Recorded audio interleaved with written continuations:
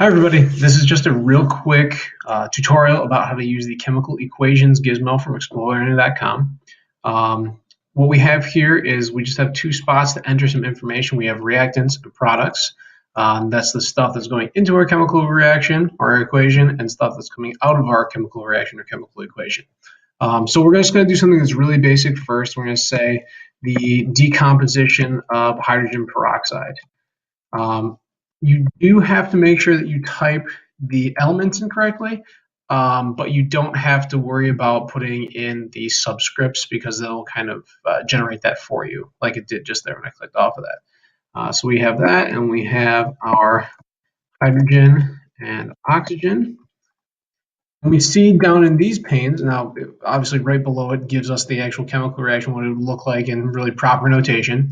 Then below that, we have our reactants and our products visually. So if we can see how many of each atom we have, if we don't like that view, we can go numerical where it gives us a count, and you can obviously switch that for both sides, or it gives us a histogram where we can see the numbers.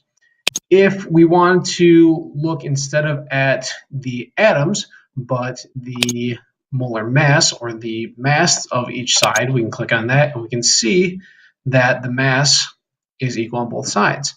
Now, if we were to change this equation and say this is the breakdown of water instead of hydrogen peroxide, now we see that we have this unequalness to the reaction, and we need to balance that. And we can also check that if we click the box down the bottom here and it says the equation is not balanced. So we would have to go and balance that by adding some coefficients.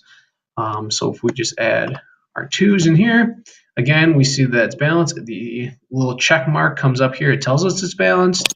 We can go through and check everything else. We see that our molar masses are the same.